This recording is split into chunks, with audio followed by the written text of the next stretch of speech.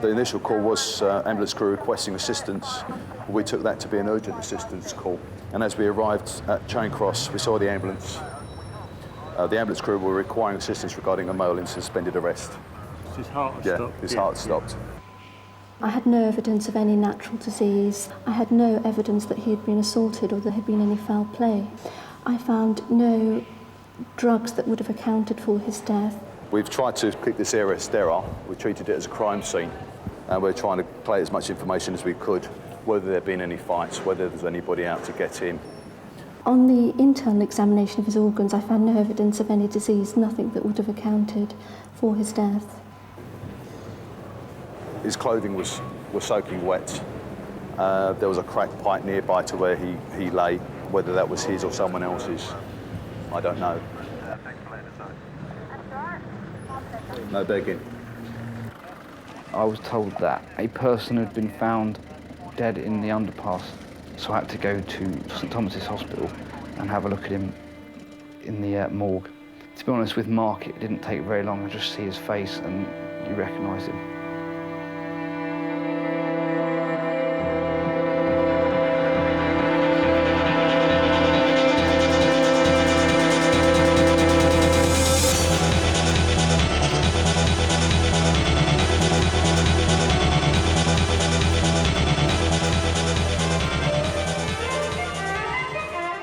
On the 19th of October 1998, Mark Faulkner was found dead on a pedestrian underpass at Charing Cross Station. Mark was 25 years old, he had epilepsy and had been homeless for 9 years.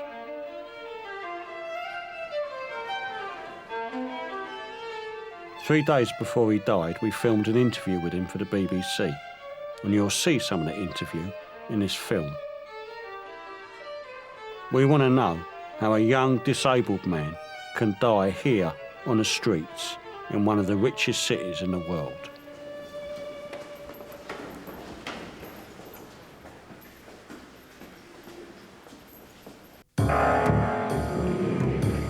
Well, my name's Mark Faulkner. I've been on the street about 9 years, on and off, in and out of hostels and all around the country.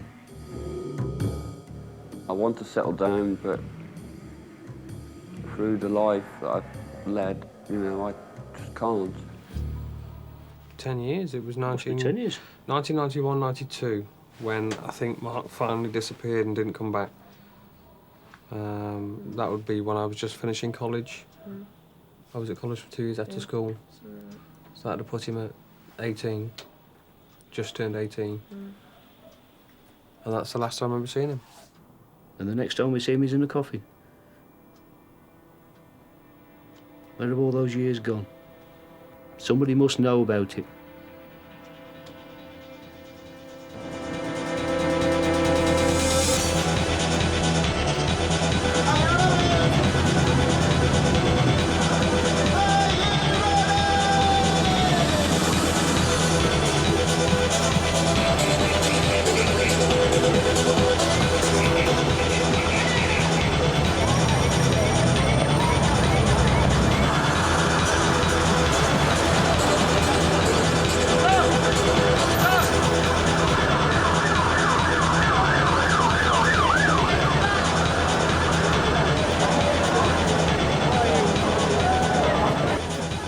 And this was Mark Faulkner. I don't know if you came across Mark. He did actually. No, I haven't. He had dealings with Jesus Army at one point. Okay.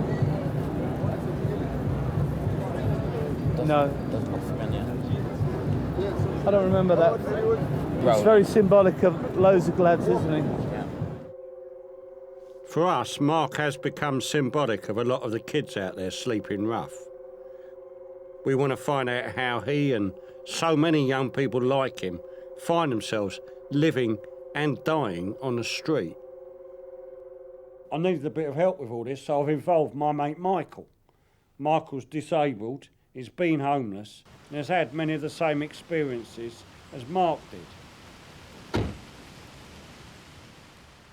And if you're wondering who I am, I'm Bob, and I've been working with the homeless for the last 15 years. So first stop for us is Telford, where Mark grew up and where his family still live.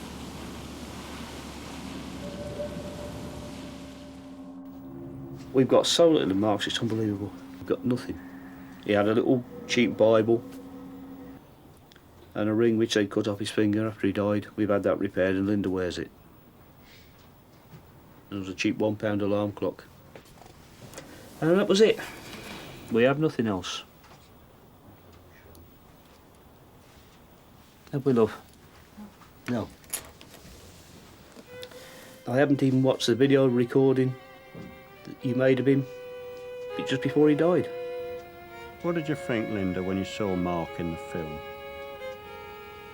It was funny seeing him as an adult because he had matured in looks as well, from what I remembered. He'd grown up a lot, even just from the way he was talking, even that was different. He was changed. He was a changed man. I went to St Thomas's Hospital to identify his body for my benefit a couple of days after he died, and it wasn't Mark in the room. It was a person I didn't know.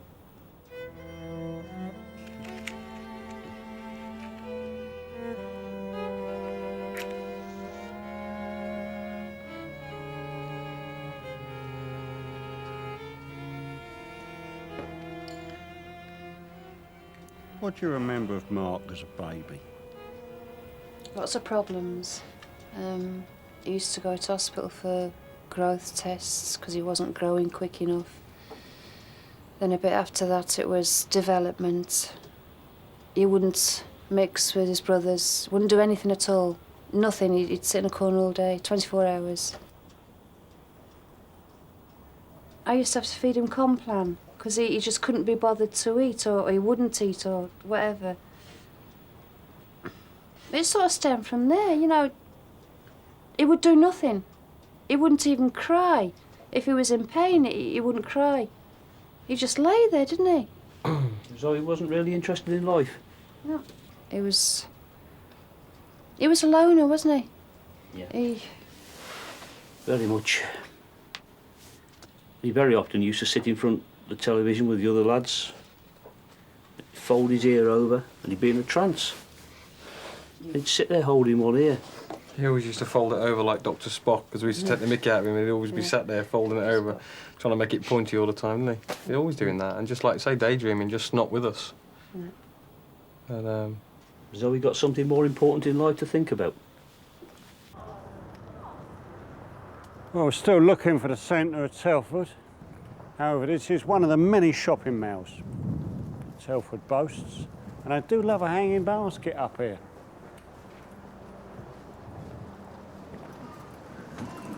Just trying to get a feel of where it was Mark come from. Maybe, in a way, I want to get a feel of where he ran away from. What it was about that top shop doorway in Charing Cross that was so much better than living up here. That is Mark. You won't borrow my glasses? no chance, there's a dimple in that chin. That's me. You'll borrow my glasses? I'm the only one with a dimple. Yeah. We lost him at Skegness, didn't we? In that water. Yeah, we did. I remember that. Just disappeared on the beach. Locked himself in the toilets at the caravan park.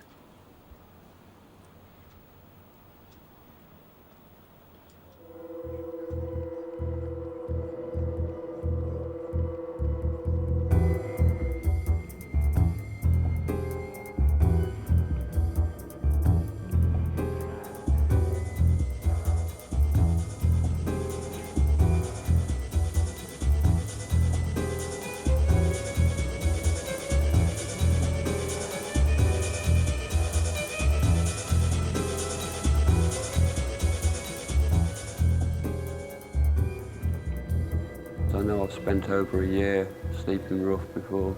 I don't know, I just can't settle down. I want to settle down, but through the life that I've led, you know, I just can't. I don't know why. I don't know, I'd love to have that chance and lead a normal life.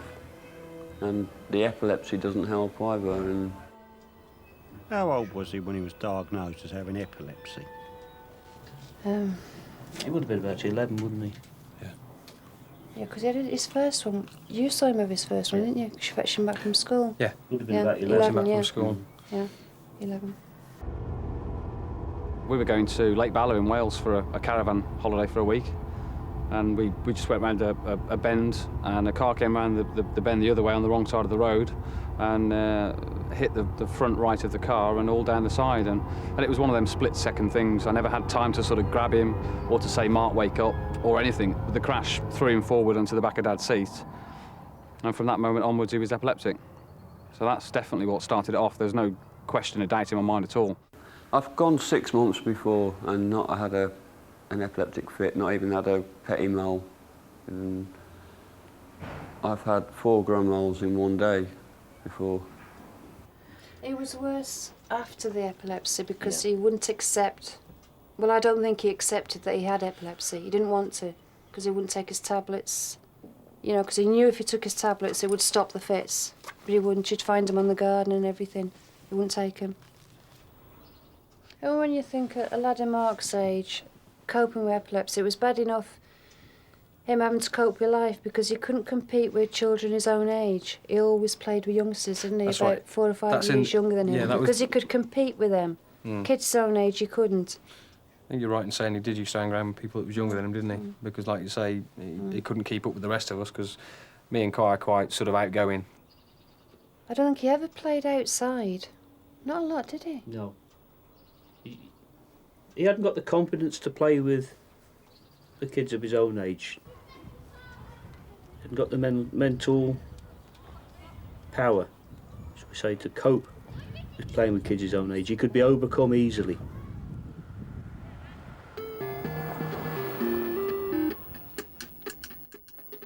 Okay, this is a game I used to play with Mark. I first knew Mark when I was at school at the John Hunt in 1984. And he used to knock about after school?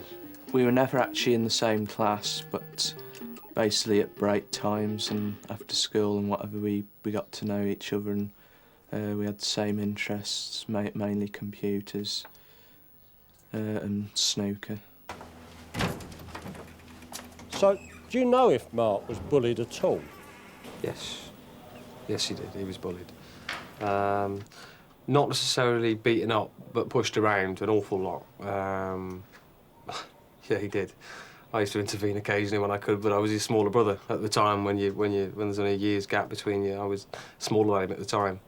So the people that used to bully him were bigger than him and me together. I don't think of it as, you know, a bad school. There was a lot of, you know, I suppose there was bullies and there was people that used to fight all the time, but you get that at any school. It's a standard thing across the board, isn't it? So do you remember anything about Mark? Yes, I remember his name. I remember him as a young lad like in the photograph here. I remember him walking along the corridor and I remember saying hello to him, but he wasn't a lad that I knew particularly well, I'm afraid. I mean, this one got into trouble the one day and I got dragged out of bed to go to school to sort it out. And the answer to it is, get the slipper out and slipper him. Oh, we can't do that, we can't do it. So what do they do with them? Oh, we'll send them home for 3 days. And the kids come home with a little letter, oh, look, I've been excluded for 3 days, great. Well, that's no sort of punishment whatsoever. That's no sort of discipline teaching. And what was your policy towards bullying? We tried to deal with it as best we could. Every school has the problem, and that was part of the job of the head of year to look into any incidents as they were reported. We do have a note from his tutor here. I'm concerned about Mark because he frequently has problems concerning being bullied. None of the allegations were ever confirmed, she says. Well, that's one of the difficulties, of course, always, is trying to get confirmation in detail and find out exactly what happened. People picked on him and whatever for his epilepsy and different things, and I think basically because of his ears. And you know what they're like when they're that age, and they just sort of taunted him with things like that. Couldn't get nothing out of him. You come home sad, but you'd never get a story from him. You'd never get a reason why he was sad. A shrug of the shoulders, go upstairs and play on the computer. Thinking of who Mark was, I get a picture of a quiet, withdrawn little lad. Quiet is a simple way of putting it for people, but I think for him it was more. It's more. This is what I want to be. I don't want the noise. I don't want the row. I don't want the arguing. I don't want the fighting. I want to be what I want to be, and I'm just prepared to sit back and let everybody else do it. So do you like a gamble, Michael? I used to, when I first left school and all that. I'd easily stick 50 quid in a slot machine. Yeah? And go home with no money. How big's the bouncer in it? Not very big.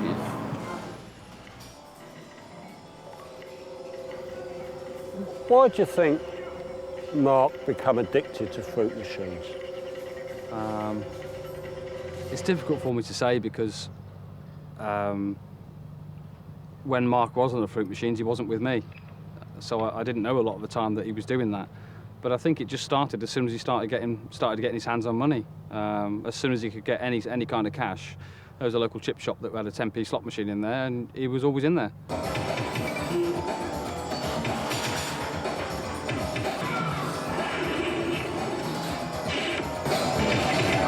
Every bit of money he had, or I had, he basically wanted to put it in the machines. You know, he used to just watch people play them as well. You know, you could tell that he was, you know, wished it was him who was playing it instead of them. Mark's very typical, and I think the thing about people who are feeling isolated, who are feeling bullied, they have a particular inclination for fruit machines because the fruit machine doesn't talk back to them, it doesn't shout at them, it doesn't bully them, and they build a relationship with a machine at a time when relationships with people aren't going well.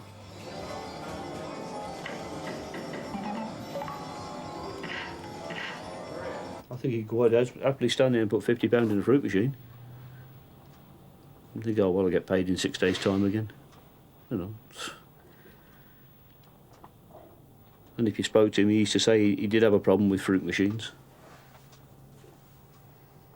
So I don't think it was such a problem that he'd want to run away from home because of that. Busy, isn't it?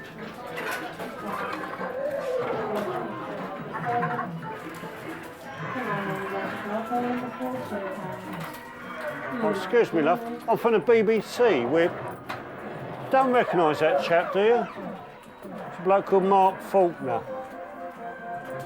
No, he never came in here.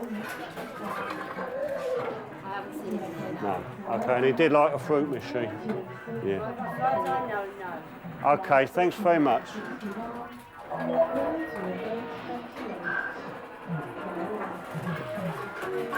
Shall I have a bet? Have a bet? Oh well, I've got one more go now, that's 25p I lost. I don't know what to hold and what to nudge, that's the problem. Cancel, collect, nothing. Okay, yeah. Well, I don't want to lose any more money anyway. I don't want to give gambling a bad name. That's when he went to Wolverhampton, wasn't it? We fetched him back. That night it was foggy. I found the place, didn't I? Yeah. I can't remember if that was the first time or not. Yeah. It was in the paper as well, wasn't it? He disappeared for a moment, he was epileptic. Yeah, it was in the missing persons. And then you get a phone call weeks and weeks later. Can you come and fetch me? Yeah, where are you? And it was 1 o'clock in the morning, it's as foggy as anything outside, you couldn't see 10 yards. And we drove off to Wolverhampton and found him.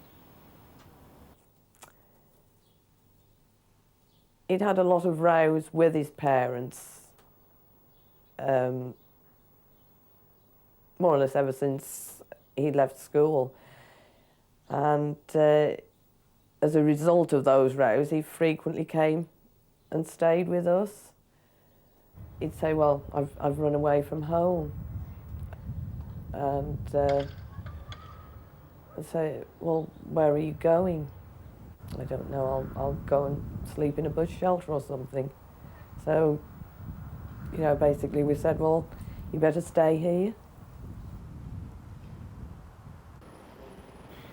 He'd be home for a couple of weeks and he'd go again and be gone for a couple of days and then come back. And he'd go again and be away for weeks and weeks and come back. Maybe when he was at home the rules were too strict for him, such rules as they are. I mean, Kevin seems to cope quite well with them. And Kai copes with them when he comes home. They can't be that bad.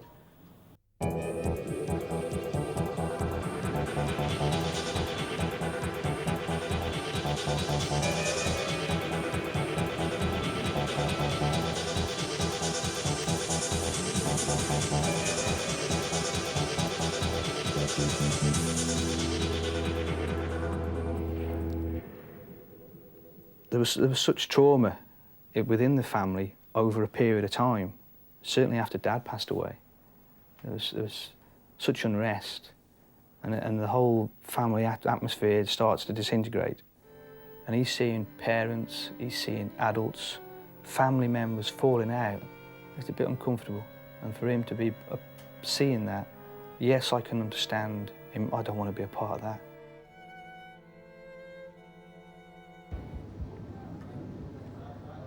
Even though I was 15, you know, and all my friends were staying out till 10 o'clock at night and that, I had to be in at 9 o'clock and, you know, I was never allowed out as late as my friends were and I just wanted to stay out and all of a sudden I had that freedom. I could stay out whatever time I wanted and do whatever I wanted, you know, and I guess that got to my head and I just, like I said, done the things I'd never had the chance to do before. When I look back now and I think of how events unfolded with Mark and how events have unfolded for myself, I wanted to break away, but I didn't leave the area. I stayed put. But in the same vein, I have nothing to do with any of them. I keep myself to myself. I look after my family, and I go my own way. Pretty much the same for Mark, but Mark decided to up stumps and go. You know, fair play to him. Not the one that you would have thought to have done it. It's difficult to accept that. It doesn't add up. I would have expected it from one of the others.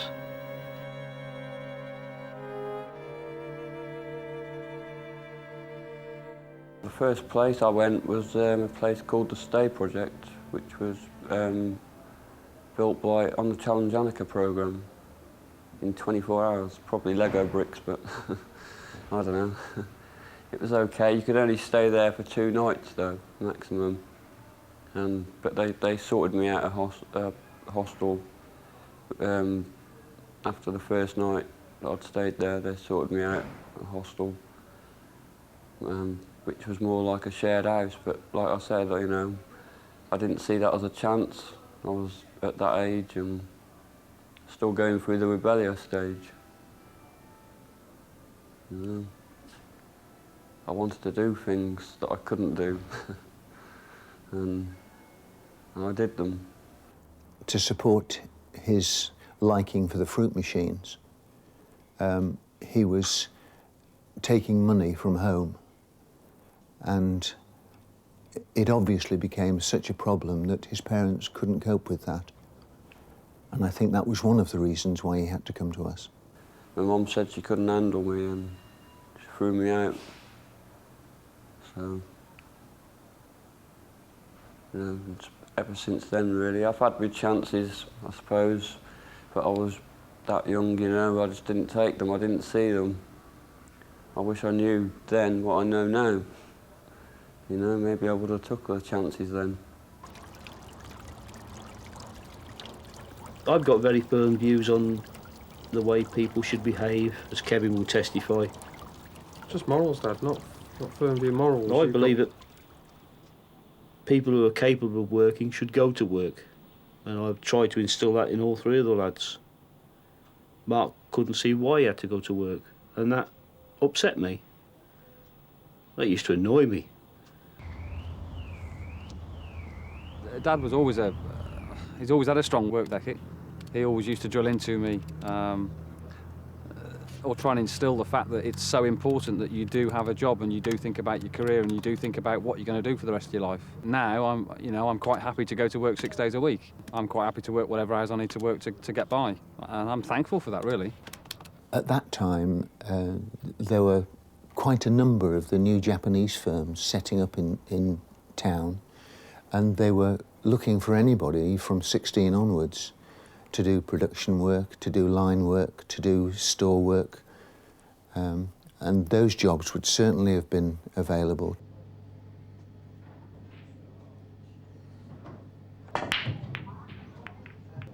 He didn't want to go to work, and that was one of the reasons why he had difficulty in supporting himself, because you can't go on claiming benefits, because people know very well that you are trying to buck the system, because it's such such a small community. Other people might say I'm being hard. I don't think so. It certainly hasn't done this one any harm. It certainly hasn't done his brother any harm at all. He was really keen to make sure that he was his own person, because he didn't want to conform in any way, shape or form. And he thought he would get by doing what he did.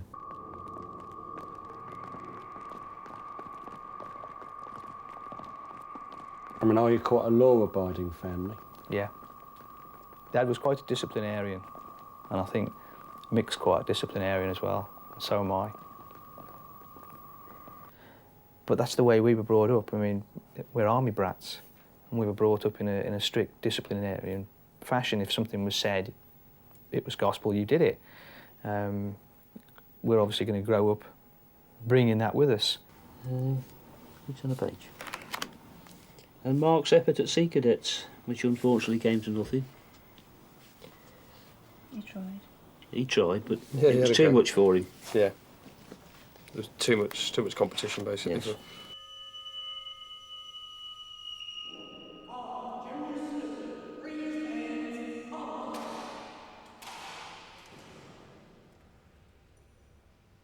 I don't think Mick was over strict. He got annoyed, he got very strict and took disciplinary action against him. But I don't think that would have drove Mark away. Big military presence in the area. Big military presence in the family as well.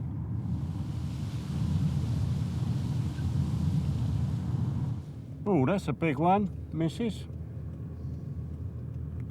Well, it does make a change from community sculpture. Lest we forget.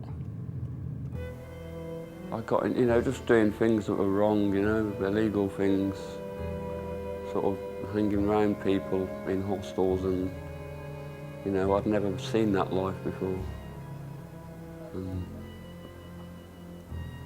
well, by the time I was 17, I was sort of doing burglaries. Yeah, I think he was helping himself to car radios and a general bit of thieving and one thing and another as a way of getting a free bed. Well, he certainly got a free bed for those few months.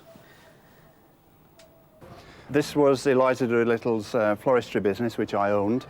What had happened, if I could just show you here, the door had been broken through.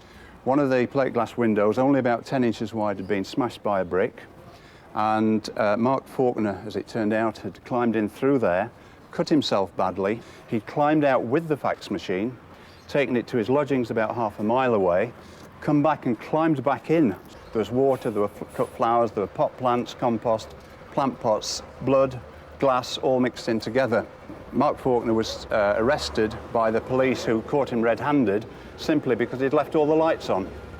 And to arrest him, he must have climbed out through that narrow gap for the 4th time, which makes the whole situation quite bizarre. So he wasn't much of a burglar? It didn't look as though he was very professional at it. I mean, I'd done my time for them in the end, but luckily that was before they brought out that Operation Beehive, and, I got 6 months for about 7 burglaries. It'd be about 16 years now, I think. I suppose I was lucky. Embarrassing, I think, is the true way of putting it. Certainly for Mick. Certainly for Mick. I mean, Linda must have gone through bleeding hell for him. She loved them lads. She still does. She loves them to the earth. And it must be very, very difficult for her. think it was 92. I'd just gone to work in the morning, and I think he'd woken up sort of similar time, and we'd arranged the night before that he could get some money out for me using the card. I would never have allowed him to have taken the card personally, and if Matthew had the sense, he wouldn't either, because Mark unfortunately had this addiction, so he'd probably been and drawn some money, gone to a machine, put it in, lost the money, and then made several trips back. So I suppose he only meant to pinch £30 to start with. Well, I don't think, in actual fact, his intention was to steal the money. Initially, I think he'd gone just to get this money, because he and Matthew had planned to go out that evening. So I think he'd basically gone to get this money and had been sidetracked by a fruit machine somewhere along the line. Were you aware that he used to harm himself? There was a few times that I noticed he had got cuts on his wrists, and I did ask him how he'd got them, and he said, "Oh, I've been, trying to kill myself. I've been, slashing my wrists with razor blades." Mark was harming himself and putting himself at risk in many ways, but he didn't value himself anymore. There's a masochistic element about gambling. There's a punishment thing about gambling, as well as the feel-good factor. And in the same way that cutting your arm is another win or lose situation, there's boom, the pain, release. It's the same, you put a coin in a machine, it drops, the reel spin, there's a release.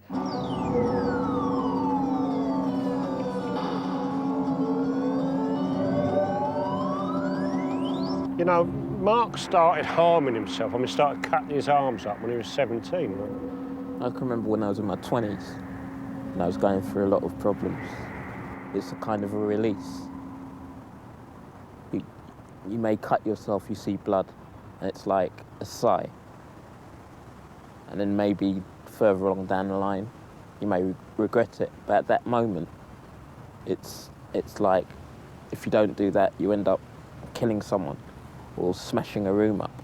You take it out on yourself, because sometimes the problems that you have aren't anybody else's fault.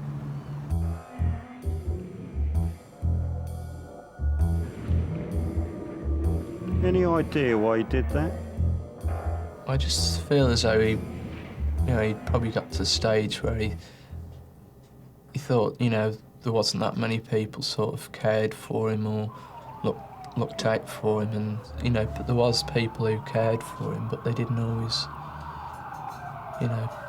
show it. You can be really angry with somebody, but you can still sort of love them, can't you?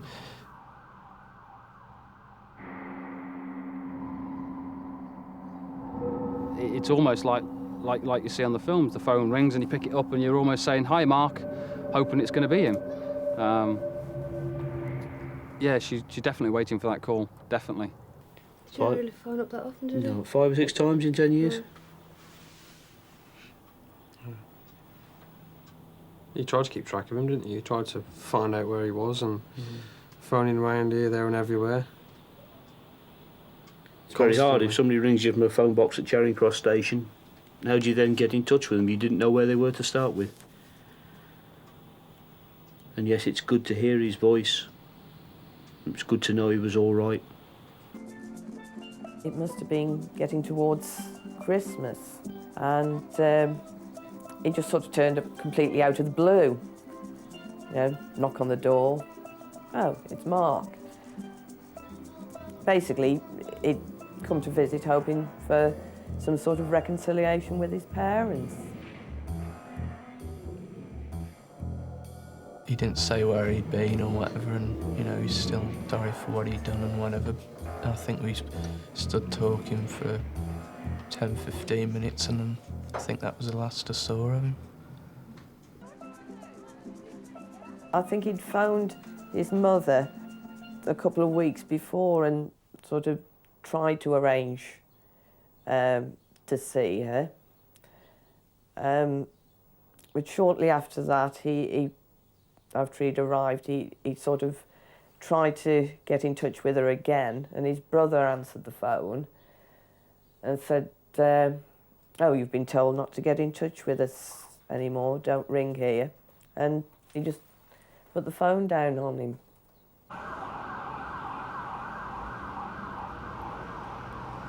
Every time that Mark approached the family, whether it be my dad, whether it be my mother, every single time he was welcomed with open arms, every single time.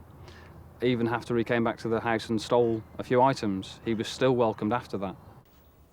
Mark's version is that he came home at Christmas one year hoping for a kind of reconciliation, but that one of his brothers answered the phone and told him not to get in touch.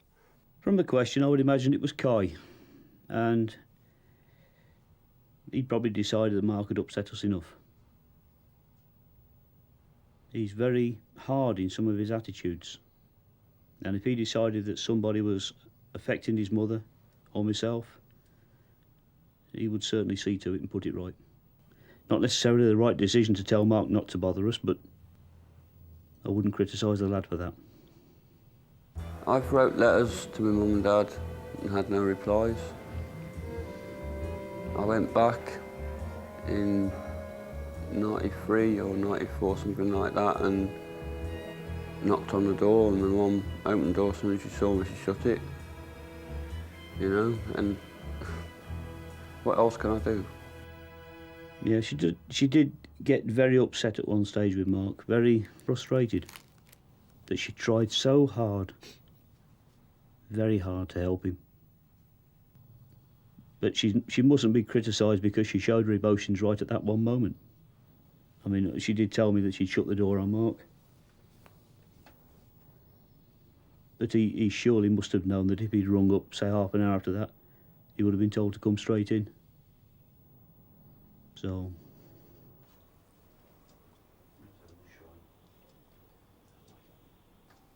we've never found out why Mark left. He's gone. Left because he wanted to, Dad. He But left why? because he wanted to. I But don't know why? why. I wish I knew, Pops. I wish I knew.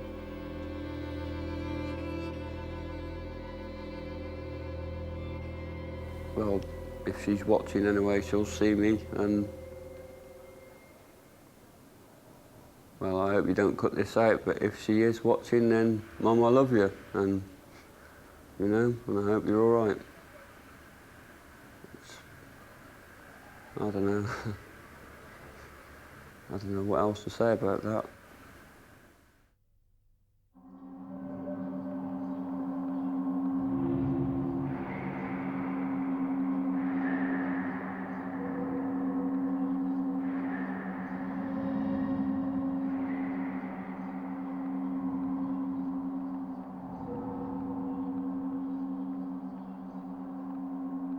If you have been affected by the issues on tonight's programme and would like details of organisations that offer information and support, you can call the BBC Action Line on 08000 687060. All calls are free and confidential, and lines are open 24 hours.